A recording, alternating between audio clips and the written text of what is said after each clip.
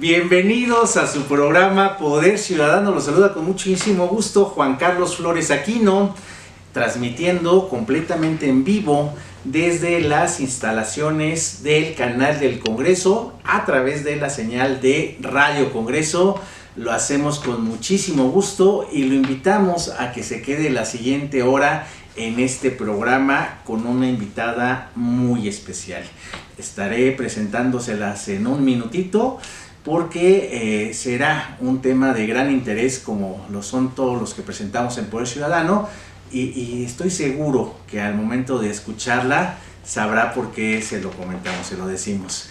Por lo pronto quiero saludar como siempre a todo el equipo del canal del Congreso. Muchísimas gracias como siempre a Raúl Paz, el titular del canal del Congreso, a Laxman Sumano, director de noticias y coordinador de Radio Congreso. Muy especialmente también le quiero mandar saludos a Israel Saldívar, Israel, el secretario técnico del canal del Congreso, a Jackie Orozco, a Ricardo Chávez, como siempre muchas gracias por el invaluable apoyo, y aquí al equipo de Poder Ciudadano, bueno, en Radio Congreso, la ingeniera Cassandra Guzmán, nuestra jefa de operación en la cabina de transmisión, aquí a los jóvenes también, muchas gracias, Carlos Herrera, Camila Gómez, y Jenny le tocó estar hoy en Cámara de Diputados, Jenny Rodea, le mandamos muchos saludos a nuestra productora.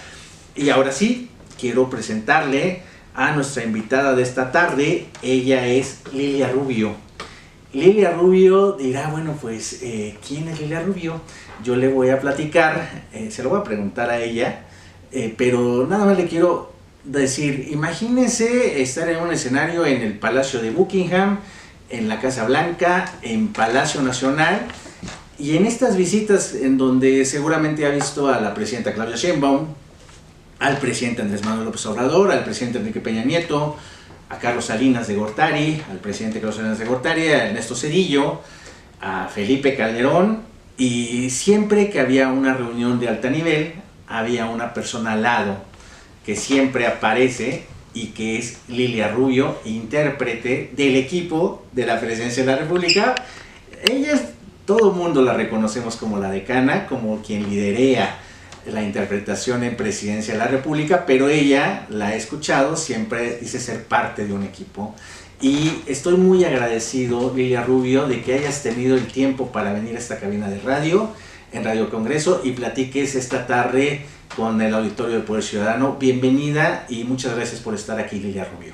No, la agradecida soy yo, Juan Carlos. Realmente estar aquí en el programa Poder Ciudadano, estar aquí con ustedes en este Senado donde he estado tantas veces. ¿20 años? Sí, yo creo que más o menos por ahí, desde que el Senado estaba en Jicotenca. ¿Cómo no? En ese maravilloso histórico edificio en el corazón de la ciudad. Y bueno, creo que yo vi cuando se colocó la primera piedra para este nuevo Senado aquí en la Avenida Reforma, porque hubo una gran ceremonia para todo esto. Sí. Entonces sí, yo creo que mínimo 20 años. Yo y otras colegas tenemos ese gran placer de conocer el Senado desde adentro, de escuchar, de ver los debates tan interesantes, de escuchar las deliberaciones y bueno, en lo que atañe a nuestro trabajo, obviamente, de recibir a las delegaciones extranjeras, claro, que siempre son tan importantes, no solamente delegaciones extranjeras de otros senadores que serían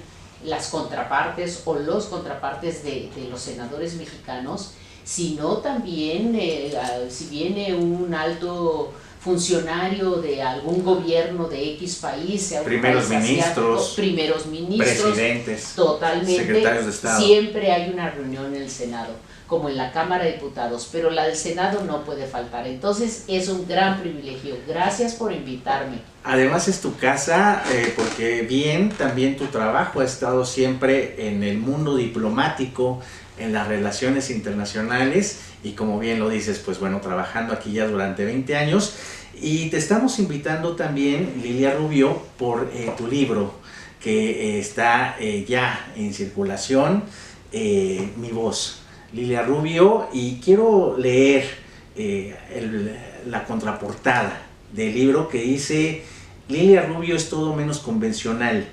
Su autobiografía cubre desde el humilde origen de su familia en el Jalisco de la Guerra Cristera, su vida como migrante, actriz de teatro político y periodista, hasta casi 5 infatigables décadas de interpretación lingüística al más alto nivel nacional e internacional, vaya que sí. Mi voz es una fascinante narración de esta sui generis profesional de la palabra, intérprete de presidentes, primeros ministros, monarcas, así como de organizaciones feministas, empresariales, educativas, populares y de diversidad sexual.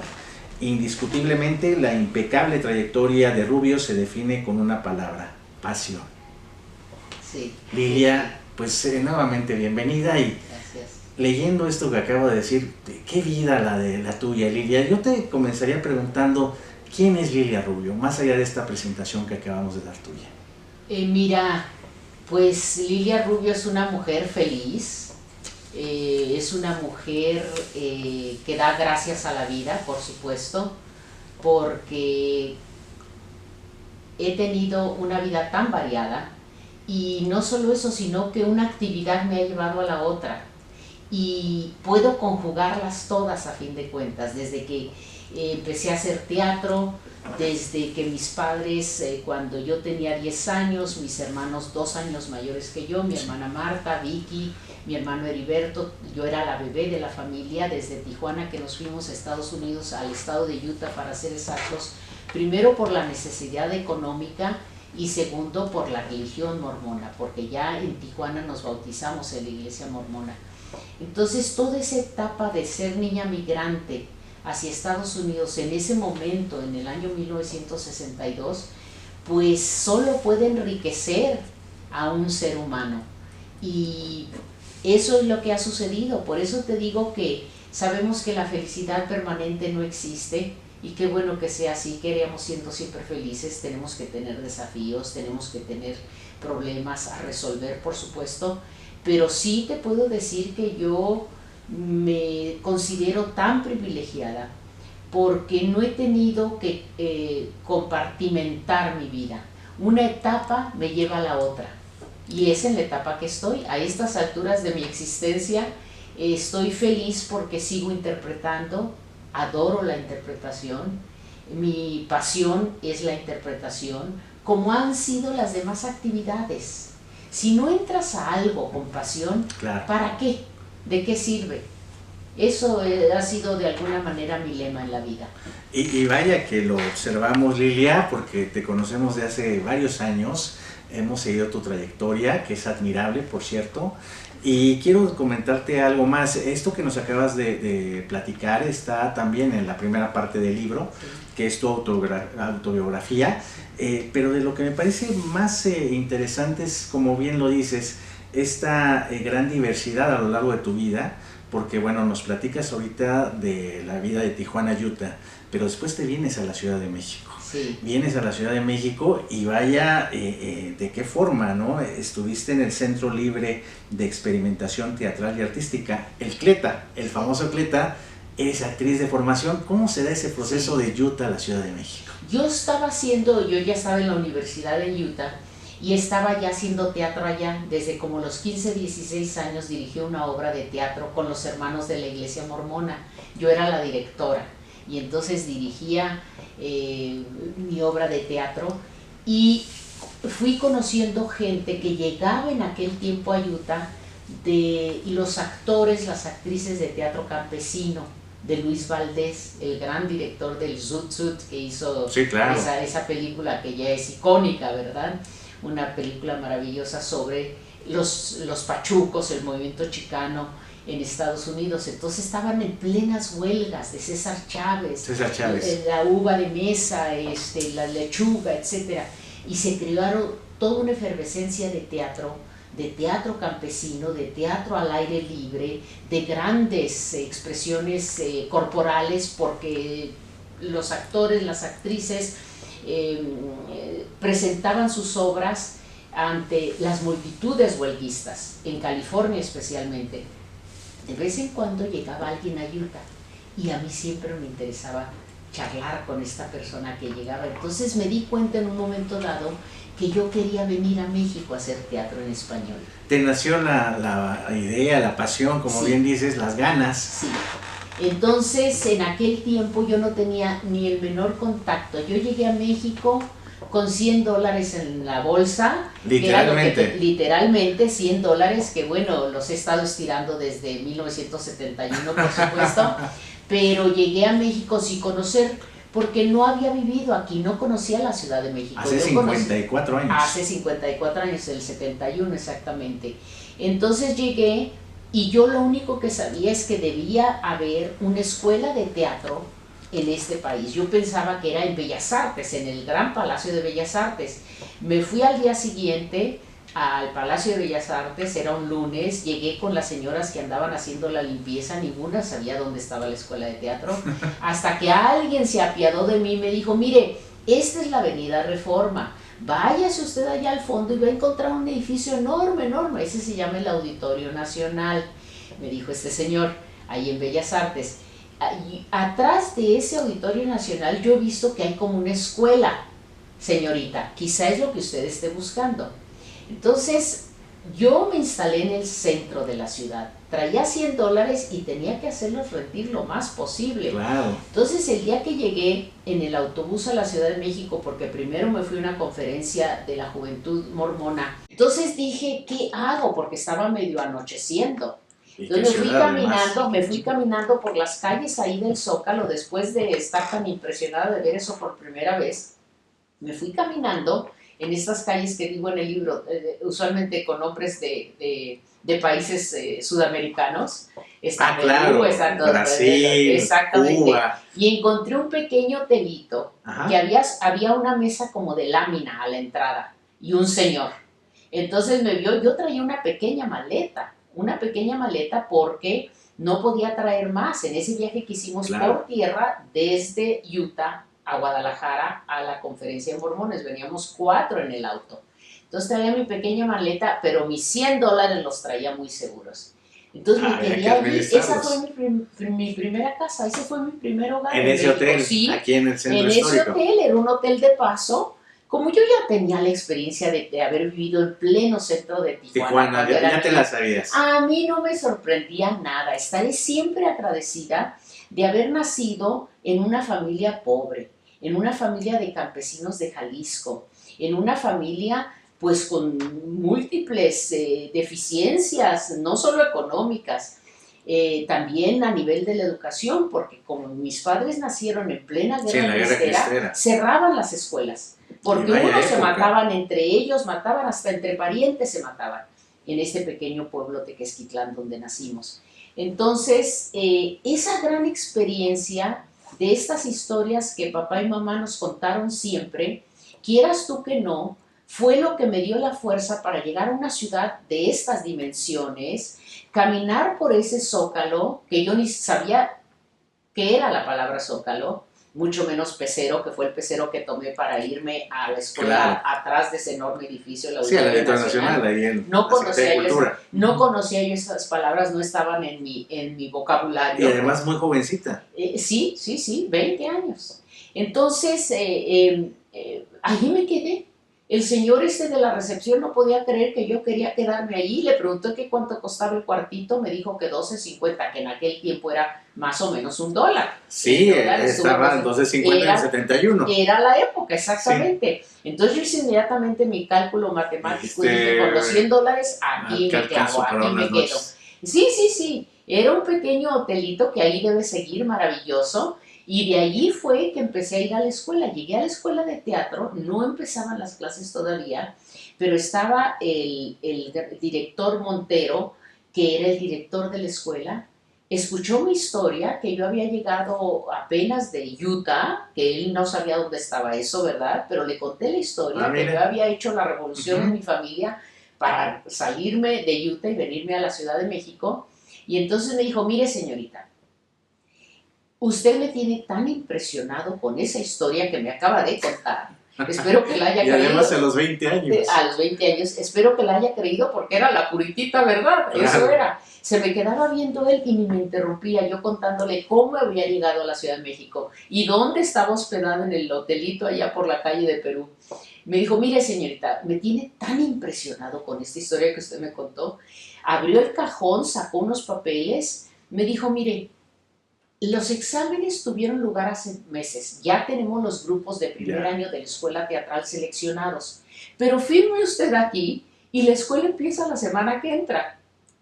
No le voy a dar examen. Usted ya pasó el examen. Véngase a tomar las clases. Así de plano. Así de plano. Uy, pues qué suerte. Ay, no, maravilloso, maravilloso. Yo soy una persona muy afortunada. Por eso te digo que gracias a la vida. Y después de esto que nos acabas de platicar, que hasta las fechas yo digo que me estás diciendo, no sé si lo haya creído con quien llegué, porque es una historia difícil de creer, pero que finalmente es tu vida, tu historia, y creo que ahorita estamos platicando con la historia, porque eso es lo que representas, Lilia, todas estas anécdotas, todas estas vivencias, y después en esta misma década te vas a una gira por Sudamérica, pasaste de la formación de actriz teatral al periodismo. Fíjate que yo caí en un grupo en el primer año de Bellas Artes, de la escuela teatral.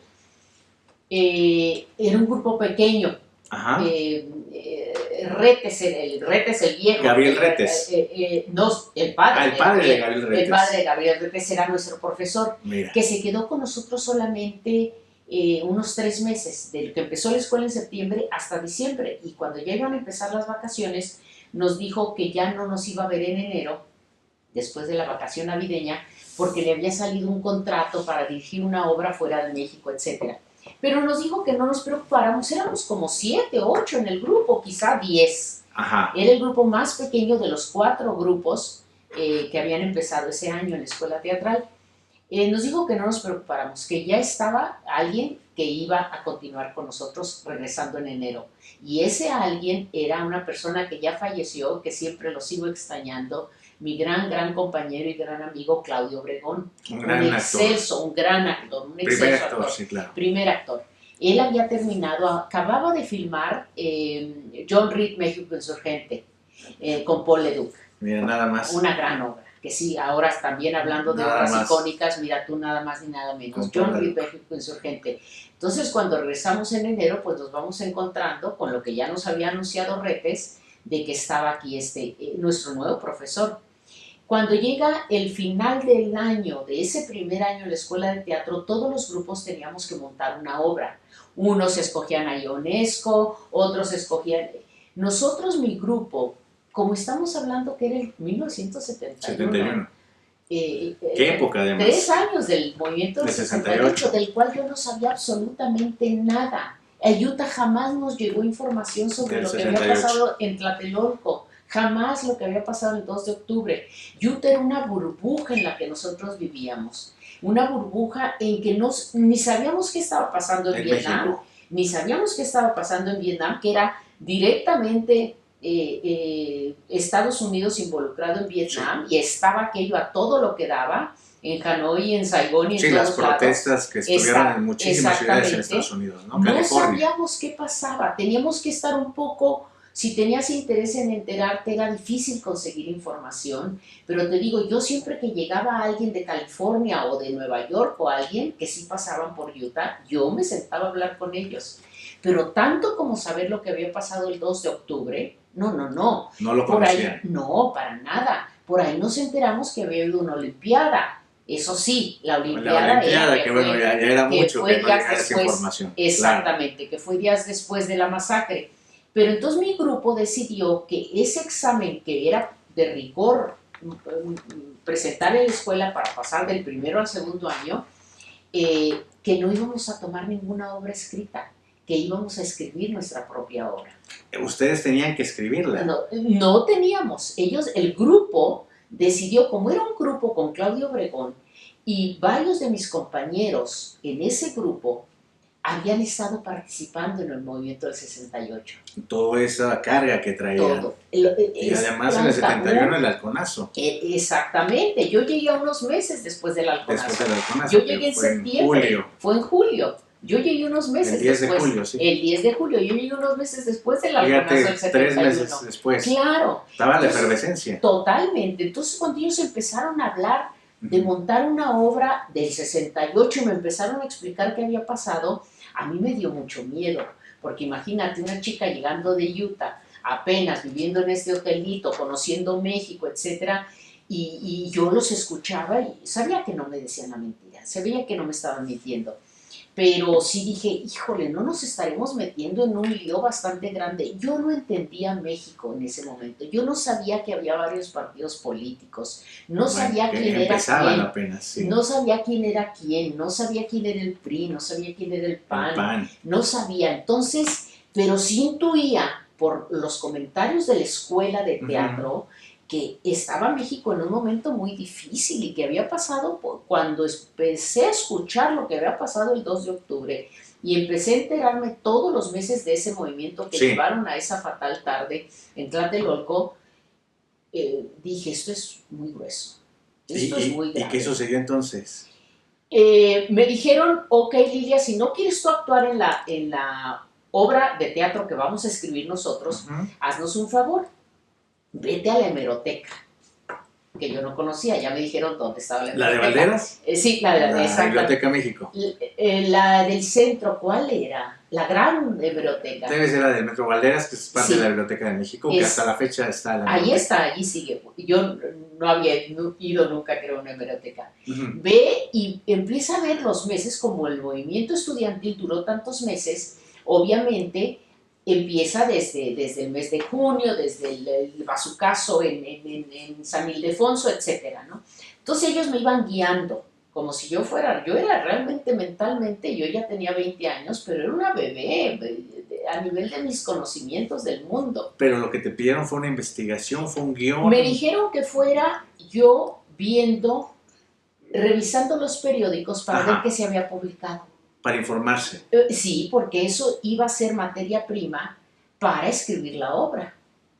Entonces yo te empapaste ahí de información. Fui yendo, y lo que más me extrañó al ir de un periódico a otro era la falta de información, la escasez. Sí, que era un momento de mucha... Que no coincidía... Con mucho control sobre los medios de comunicación. Que no coincidía con lo aquellos años. Que no coincidía con lo que mis compañeros me estaban diciendo. Y luego Claudio Obregón invitaba a Paco Taibo, Ignacio Paco Taibo. El papá de Paco Ignacio Taibo.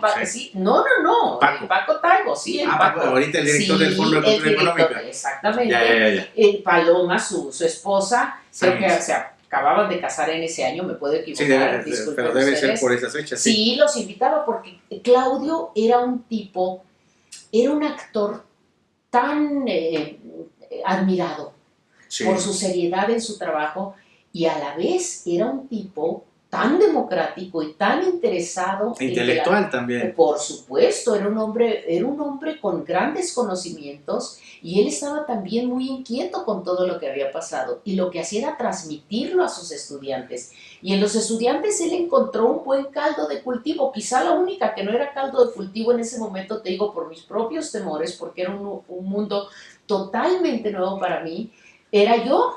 Pero al ir a la hemeroteca, día tras día que yo iba y regresaba con el grupo en las tardes, porque la escuela era en las tardes, entonces yo en la mañana me puse a dar clases de inglés, porque de eso vivía, porque los 100 dolaritos se me estaban acabando. En este año 1971 sucedieron muchas cosas. Llegas a la Ciudad de México, esto que nos estás platicando, estás con Claudio Obregón, que empieza un interés de información, de nutrirse, de saber, de conocer, y al mismo tiempo de sobrevivir económicamente, que es estas clases de inglés. ¿Y qué pasa después de estos años? Cuando ya regresé, y después de un tiempo de ir a la hemeroteca, yo les pedí al grupo, les dije, ¿saben qué? Sí voy a actuar en la obra. Y ya empezó todo el proceso. Ese proceso nos llevó. Fuimos los enfants terribles de la escuela, era un tema tabú, el 71 todavía no hablabas no es que el control del gobierno en aquellos años era entonces nosotros lo hicimos. Nos dimos cuenta que ya había un grupo en Cuernavaca, en Morelos y en México, los Mascarones, que ya tenían sus años haciendo teatro político, también con los grupos chicanos en Estados Unidos.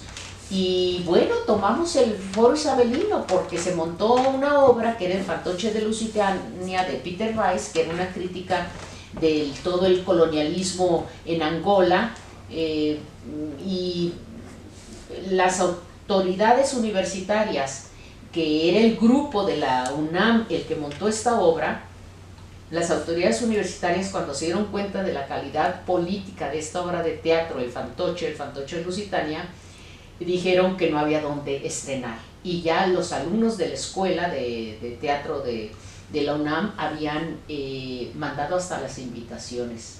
¿Y la UNAM le respondió eso? La UNAM dijo, Héctor Azar era un gran, no quiero de ninguna manera hacer una crítica, nadie le puede quitar el mérito de lo que era una institución Héctor Azar. Y allí nadie les va a regatear. Pero su teatro, su feudo, era el Foro Isabelino, que está aquí muy cerca en la calle de Sullivan, que sigue existiendo. Ahora creo que se llama Museo Eco. Mira, el Foro Isabelino. El Foro Isabelino se llamaba en mis tiempos porque tiene exactamente, está rodeado del público y en medio es el Foro Isabelino. Y él allí tenía hasta sus oficinas. Entonces había en aquel tiempo un tipo de comité de censura universitario que tenía que ver las obras para ver que cuando se dieron cuenta del contenido de esta obra del Fantoche de Lusitania, que hacía alejamientos brechtianos, cortes brechtianos, Bertolt Brecht, fue aquel que dijo, tú tienes que romper en algún momento ese personaje que estás tú actuando y tienes que dirigirte a los ojos, a la cara del público que te está viendo. Mira qué difícil. Sí, esos son los alejamientos brechtianos. ¿Por qué? Porque te alejas de ese personaje que vas a seguir en la obra, regresas a ese personaje, si eres una ama de casa, si eres un obrero, etc. Pero te colocas frente al público, frente a alguien allí, y el Foro Isabelino se presta mucho para eso, porque ahí tienes el público que te está rodeando, y le dices, 2 de octubre, Tlatelolco, y estaban las balas y empezaron las luces de Bengala, y entonces empiezas tú a incluir en estas obras datos duros de cosas que sí sucedieron. Y luego ya regresas a lo que es la obra. Eso no le gustó a la universidad. ¿Y qué hicieron entonces? ¿La estrenaron? Finalmente se negoció, estos muchachos, nosotros ya sabíamos que existía este grupo, yo todavía no estaba en ese grupo, yo seguía con el grupo Examen, que así le llamamos, nuestra obra sobre el 68, que ya la habíamos estrenado antes de que esto que te estoy contando de Fantoche, sí. Unos meses antes, nuestra obra se llamó Examen. Examen, no solo porque era el examen en la escuela de teatro, sino porque estábamos haciendo un examen también de lo que pasaba en nuestro país. Y llegaron los muchachos de la universidad, ahí siguen todavía algunos actuando, cantando y todo esto, llegaron a una negociación de que mínimo dejaran el estreno, dejaran estrenar en el Foro Isabelino, porque además ya se habían mandado todas las invitaciones. Y lo lograron.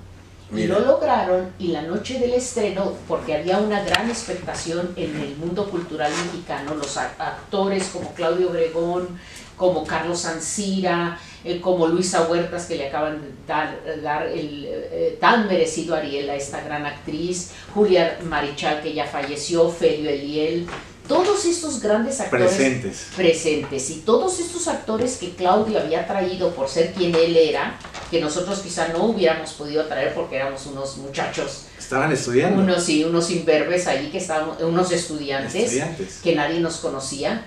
Entonces, todo el mundo estaba esperando esta gran obra dirigida por Carlos Jiménez, que había sido invitado por la UNAM desde un grupo de grandes vuelos de teatro político en Venezuela, el Rajatabla. Entonces Carlos Jiménez era un dios como director, y el día del estreno se tomó el teatro, sí, se decidió tomar el teatro porque nada más dio la universidad permiso para que fuera esos días, y todo el trabajo de meses del montaje de la obra, los ensayos, etcétera. Tomaron el teatro. Tomamos el teatro. Fue cuando el grupo nos llamó, y el grupo Examen y el grupo Mascarones vinimos a hacer los fuertes. Esa noche nos quedamos a ensayar todos, porque 5, no me acuerdo cuántos compañeros de los actores del grupo Fantoche se asustaron y dijeron que ellos no seguían. Mira, ¿qué historia estamos escuchando? ¿Y quién pensaría que detrás de todos estos escenarios, que regresando de la pausa vamos a platicar contigo, porque el origen es importantísimo, esa formación de actriz teatral finalmente, de ser migrante, del periodismo, todo eso me imagino que tiene mucho que ver con la sensibilidad, la disciplina, por supuesto, y sobre todo la ética al llegar al lugar en donde actualmente estás, Lilia, que lo vamos a platicar regresando de esta pausa, porque el tiempo se nos va de volada en la radio y en este podcast que van a estar escuchando con la maestra Lilia Rubio, que es nuestra invitada de esta tarde en Poder Ciudadano. Vamos a hacer una pausa y regresamos en un minutito para seguir platicando del libro Mi Voz, de la autoría de Lilia Rubio.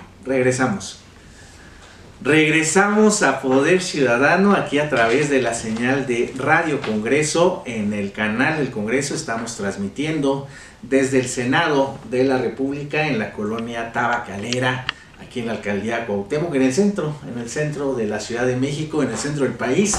Y estamos platicando muy a gusto con nuestra invitada de esta tarde, que es Lilia Rubio, que está presentando su libro Mi Voz, y que le pregunté precisamente el origen de ella, porque viene en la primera parte de tu libro apenas un esbozo de lo que ha sido tu vida, pero que eso, si me lo permites, creo que es el antecedente que te da como resultado esta gran versatilidad y esta formación tan completa, tan integral, porque no debe ser nada fácil estar en medio de Donald Trump, de Barack Obama, de George Bush, de Biden, de Leonardo DiCaprio, de Malala. La gran Malala. Que tú la conoces, sí, claro. Y del príncipe Carlos, acompañando a los presidentes, y ahora a la presidenta Claudia Sheinbaum con el presidente de Corea del Sur. Fue en el G7. Fue en el G7, en Canadá. En Canadá, ¿no? el G7. Sí. Entonces, uno diría, mira qué fácil se ve ahí, ¿no? Que haya una persona. Ya me imagino todo lo que debe de ser estar en este lugar de honor, y lo que tendría que haber sido para que llegaras hasta esto, que también me imagino cuántas veces te lo habrán preguntado sobre los personajes y los lugares en los que has estado. Sí, mira, sí es un gran honor, no hay otra palabra más que un gran privilegio el que yo trato de responder de la mejor manera posible, y eso se hace preparándome con la disciplina que yo sé que se necesita. Después de estas obras de teatro en los 70, sí, hice algo que creo que fue determinante para todo esto, la Lilia que soy ahora. Ese fue un recorrido por toda América Latina. ¿El Grupo Informe? El Grupo Informe se formó en pleno viaje, nos fuimos como CLETA, esta organización que tomó el Foro Isabelino. Nos fuimos, ya era solo un grupo, sí, nos fuimos con 2 obras.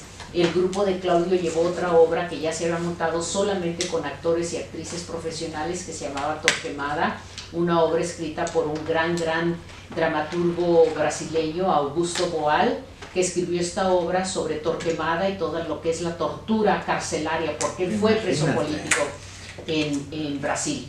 Entonces íbamos con estas obras, y nosotros, el grupo Fantoche, que ya no llamamos así, lo hicimos, y entonces estuvimos nosotros mismos reparando la camioneta con la ayuda de un mecánico que nos iba dirigiendo, pero no lo podía hacer porque no le podemos pagar.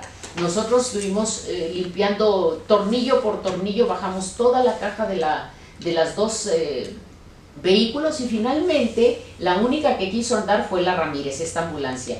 Con esa ambulancia terminó al año y medio de esto que te estoy contando, de la desvielada a la entrada de Puebla. Ajá. Esta Ramírez terminó en una colonia popular, Villa Miseria, que le llaman en Argentina. Terminó en Argentina. Llegaste hasta Argentina. Recorrimos más de 8,000 kilómetros con la famosa Ramírez. Pero la Ramírez solo podía cargar la utilería de las obras de teatro, no a nosotros. Entonces dijimos, no, problemas serios, soluciones serias. Y nos dividimos, un chico y una chica del grupo de teatro, hombre y mujer, al aventón. O sea, el vehículo llevaba la utilería y el material, y ustedes un chofer, en RAI. Un chofer y un copiloto. Oye, para que se fueran turnando, de esas experiencias que no tiene. Maravillosas. Sí, porque precisamente te iba a preguntar por una foto que nos hiciste llegar en las minas del siglo XX, sí, en Bolivia, Yayagua. Sí, Yayagua, y claro, que te vimos dentro de la mina ahí con dos compañeros tuyos con casco, sí, que es una de las minas de estaño más importantes del mundo. Sí, porque en el camino, fue en esa misma gira. Exactamente, en el camino de ir haciendo teatro país por país, de la solidaridad de la gente, haciendo teatro en las calles, haciendo teatro en los mercados, etcétera, vivíamos de lo que la gente nos daba, pasábamos literalmente el sombrero y seguíamos al siguiente país.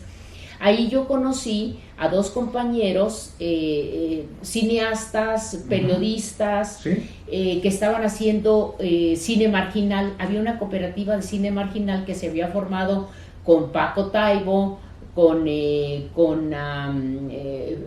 este momento Zanini, sí, estoy pensando, bueno, los grandes cineastas que han hecho los mejores documentales en este momento, desde ese tiempo hasta ahora, y ellos se dedicaban a documentar huelgas. Fue la primera huelga de sindicalismo independiente en México, las obreras de Ribetex en Cuernavaca.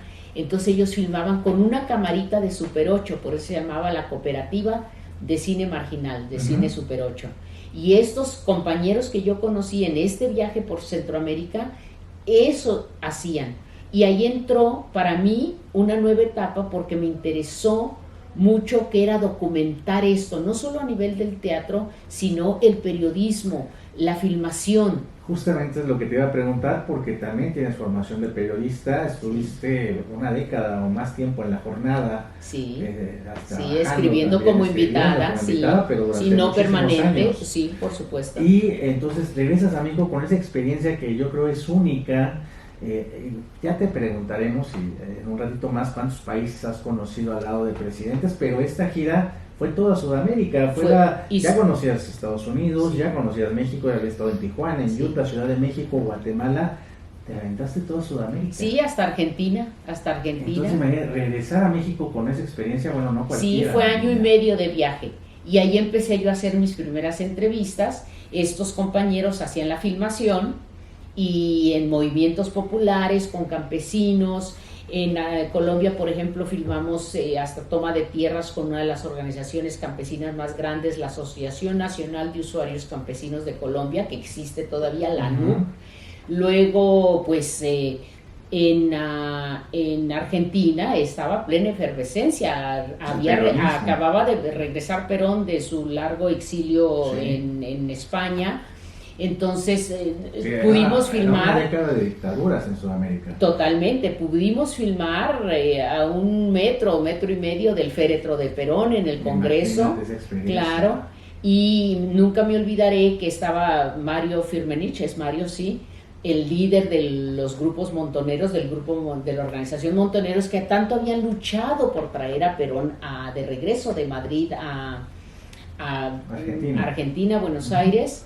Y habían roto ellos, se había dado un rompimiento en el 1 de mayo de ese año, te estoy hablando de 1974 ya, se dio un rompimiento porque Montoneros no estaban satisfechos con la burocracia sindical de Argentina, con lo que estaba pasando, y decían, bueno, si luchamos tanto porque regresara el general Perón, ¿qué sucede? Entonces, ¿qué pasa, general, que está lleno de el gobierno popular?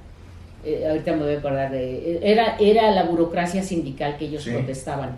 Entonces allí en las escalinatas que está lleno de gorilas el gobierno popular, esa era la consigna. ¿Qué pasa, general? Que está lleno de gorilas el gobierno popular. El edificio Alfredo Palacios. Sí, ¿no? La Plaza de Mayo. La Plaza de Mayo, el edificio rosado. El edificio rosado, sí. Palacios, ¿no? Exactamente. Sí. Y con ese bagaje, con toda esa experiencia, gran experiencia, aún siendo muy joven, tenías menos de 25 años, eras muy joven, regresas a México. Sí, regresamos, no teníamos cómo regresar después de año y medio de ir en Aventón. El presidente Echeverría estaba haciendo un recorrido por varios países sudamericanos y iba con varios intelectuales, llevaban 2 aviones, y su último segmento de este viaje con sus contrapartes fue Argentina, precisamente. Ya Perón había muerto y estaba Isabelita. que mismo Perón la nombró ella como presidenta. A su muerte, como él sabía que iba a morir, ella quedó de presidenta. Entonces el presidente Echeverría con sus comitivas en 2 aviones estuvieron allí, y nosotros hicimos contacto con Celso, que era el embajador que estaba en Buenos Aires en ese momento. Sí, claro, Celso, un gran internacionalista. Un tipo maravilloso. Le caímos bien, fuimos a hablar con él como embajador. Él dijo que le impresionaba mucho nuestra historia, que hubiéramos ido, a cualquiera. Que hubiéramos ido desde México hasta Argentina, en la carretera pidiendo aventón, con una camioneta destartalada, que ya no podíamos regresar a México en esa camioneta. Ahí en Argentina. La regalamos allí a los colonos en esta Villa Miseria, sí. Celso Delgado, él era el embajador. Celso vive. Desde aquí, si un día me escuchara, le doy eterno agradecimiento. Nosotros sabíamos que él no tenía en sus manos que nos subiéramos al avión del presidente de regreso de Buenos Aires a México. Pero le dijimos, si usted nos puede ayudar, embajador, no tenemos ya ni energía después de 1 año y medio de venir como hemos viajado, sin ninguna subvención, en las condiciones pues muy precarias, durmiendo en el piso, en los teatros, en los camerinos, en el cemento, en el piso, etcétera. No tenemos manera de regresar, no podemos regresar el viaje terrestre, hacer el viaje de regreso terrestre, porque no tenemos ya la energía. Y nos dijo, bueno, déjenme ver. Y sí. ¿Te imaginaste alguna vez que ese primer vuelo en un avión presidencial, Lilia, tenías menos de 25 años, después iba a ser la cotidianidad en tu vida? ¿Te lo imaginaste? Tenía 21, acaba de cumplir 22 años. Acaba de cumplir, era 1974.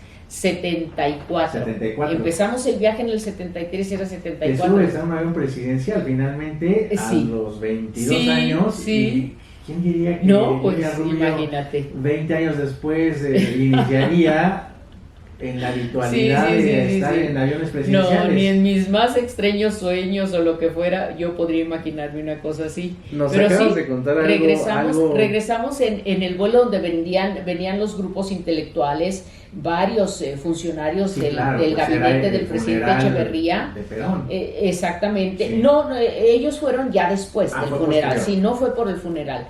Ellos fueron ya cuando Isabelita ya era presidente, ya habían pasado meses, sí. Sí, el funeral fue otra historia, creo que estoy mezclando, pero el funeral, pero nosotros seguíamos en Buenos Aires, fue muy cerca.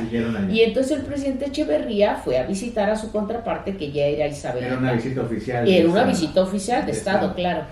Y sí, regresamos en ese avión, en el avión de los invitados del gabinete del presidente Echeverría, y él venía en otro avión, en el avión presidencial, obviamente. Nos queda muy poco tiempo, el tiempo se va de volada aquí en la radio, en el podcast, y es maravilloso estar platicando contigo. Gracias. Con todas estas historias que uno no se las imaginaría si no es porque la estamos escuchando de tu propia voz, Lilia. Pero en estos 10 minutos que nos quedan para el programa, que estoy nuevamente agradecido de que hayas venido a esta cabina, además con todo el trabajo que tienes, porque sigues trabajando, afortunadamente muy activa siempre, Lilia, con diversas instituciones. De eso ya platicaremos en otro programa, si nos permites volverte a invitar, por supuesto. Con mucho gusto, cuenten conmigo. Quiero aprovechar estos 10 minutos que nos quedan, porque indudablemente yo creo que la pregunta que más te realizan es alguna anécdota, y que qué difícil estar ahí en la primera línea en conversaciones entre presidentes, entre mandatarios, pero quiero adelantarme a tu respuesta. Es muy difícil, Lilia, poder estar no respondiendo esta pregunta. Sí, mira, cuando tienes, como yo tengo, tu marco ético muy bien establecido, no es difícil. Te puedo decir que obviamente no puedo citar, ni decir, ni contar qué se hace en estas reuniones, por supuesto que no.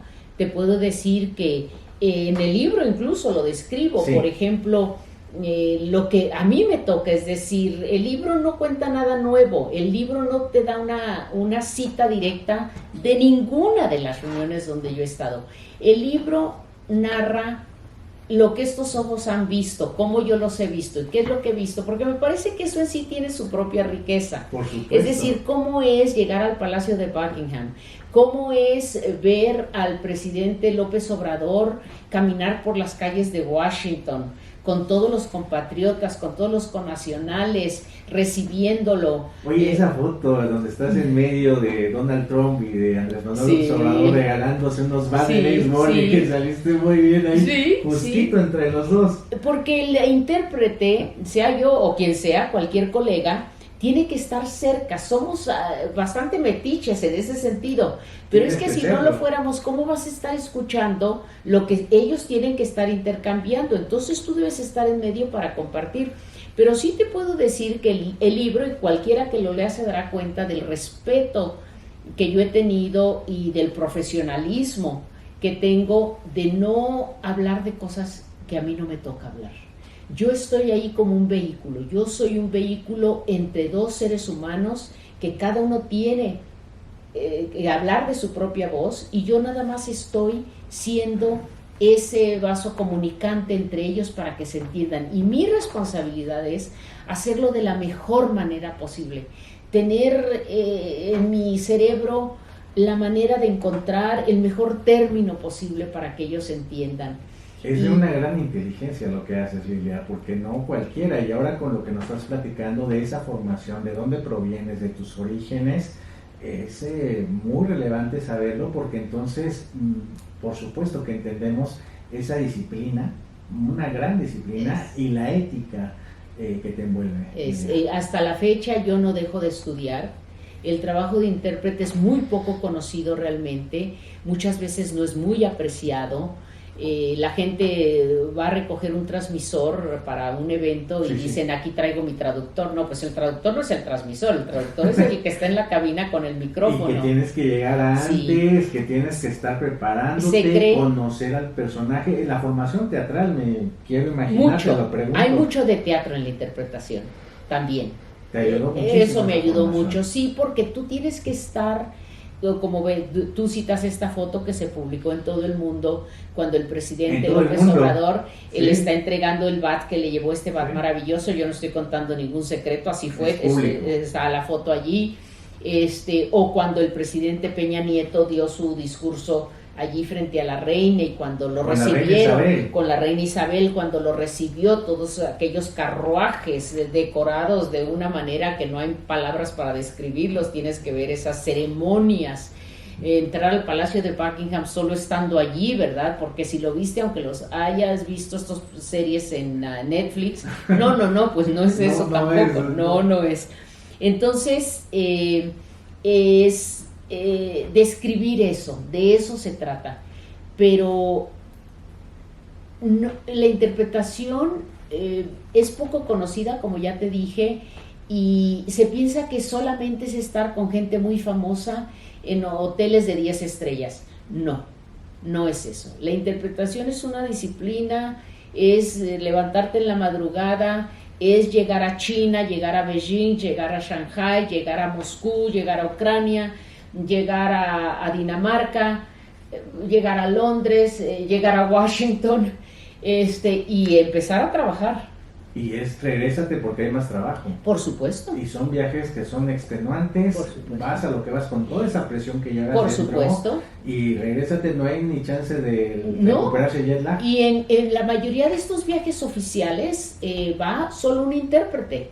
Entonces, claro, porque los trabajos se van intercalando de tal manera que puedas interpretar solamente una persona, y también para centralizar todo esto. Y te lo pregunto, ¿también a solicitud del presidente, de los mandatarios? Pues yo creo que ellos sí tienen mucho que ver, porque es relaciones exteriores en México, pero ahí hay toda una combinación, ellos también trabajan en equipo.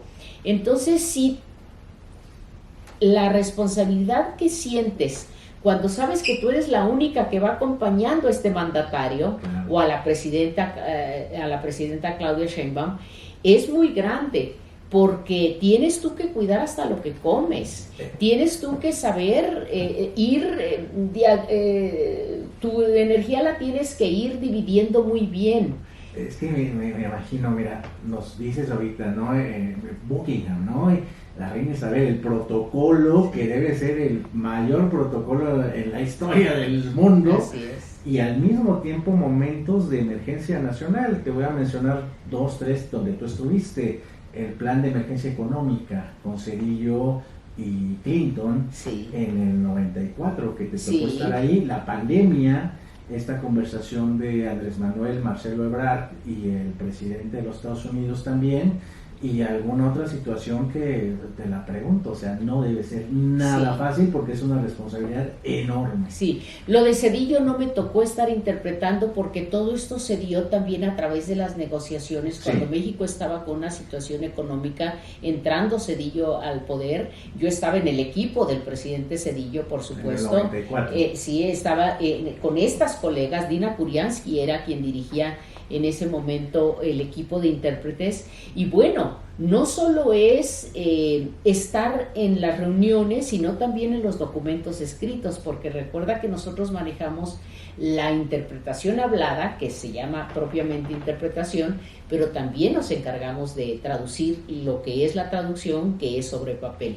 Bueno, que debe ser también extenuante esa parte, ¿no? Sí. Y también te lo quiero preguntar, digo, sé con esto que nos estás comentando de tu ética, de tu disciplina, del rigor, pero sí debe haber alguien, algún mandatario internacional que tal vez te haya sido más simpático, más agradable, alguien que ahorita digo, no hay problema en que te lo pueda preguntar, las diferencias entre los Bush, que conociste al papá y al hijo, Barack Obama, que es un ícono, Donald Trump, que pareciera odioso, pero que a lo mejor en corto dijiste, no, pues este me cayó bien. Pues viste qué bien se cayeron el presidente López Obrador y Trump.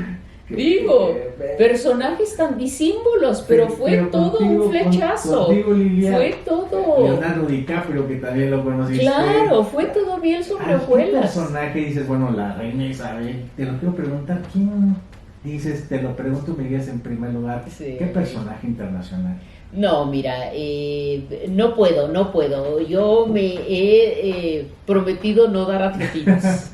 Sí, porque vas a decir, es que cada uno es un personaje. Así es. Cada uno es un personaje irrepetible. Y yo me siento muy contenta de poder estar ahí cerca de Metiche, ¿verdad? Metiche entre comillas, por supuesto, porque ese es mi trabajo. De que ellos hablarle al oído al presidente. De hablarle al oído, porque muchas veces le hablas al oído porque no hay el equipo, tienes que sentarse a su lado y sí, literalmente hablar al oído, sí. Entonces yo me siento tan contenta, por eso regresamos a donde empezamos esto. Tú me preguntaste quién es Lilia Rubio y yo dije, Lilia Rubio es una mujer feliz, es una mujer, sí. Lilia, nos queda un minuto de programa y yo agradecerte enormemente el que te hayas dado el tiempo, porque además hasta la fecha estás llena de chamba, lo sé, lo conozco, porque eres muy solicitada, ¿no? Entonces ese profesionalismo, esa ética, esa disciplina no la tiene cualquiera, Lilia, y hay muchos conocidos en común que también con los que se ha trabajado aquí en el Senado. Bueno, en el ámbito político eres muy conocida, por supuesto, por ese profesionalismo, esa ética, y ya con esta historia que nos acabas de contar, de platicar, también en el medio artístico, en el medio intelectual, en el medio cultural, más allá de que se entienda artístico de artistas, en el término intelectual del arte, ahí creo que también tienes un gran reconocimiento, y darte las gracias y decirte que te queremos invitar nuevamente para platicar, seguir platicando sobre tu vida, sobre tu historia, y darte las gracias, Lilia Rubio. Gracias, Juan Carlos, gracias al Senado de la República, lo he disfrutado muchísimo, y claro, como dicen en Jalisco, que se refifa. Que se refifa, así será. Muchísimas gracias, nos despedimos. Soy Juan Carlos Flores Aquino, estuvo en su programa Poder Ciudadano, y muchas gracias a Radio Congreso por este espacio maravilloso, al canal del Congreso, y aquí siempre la libertad de expresión a todo lo que da, y una invitada de lujo esta tarde. Muchísimas gracias, nos vemos hasta el siguiente programa. Hasta pronto.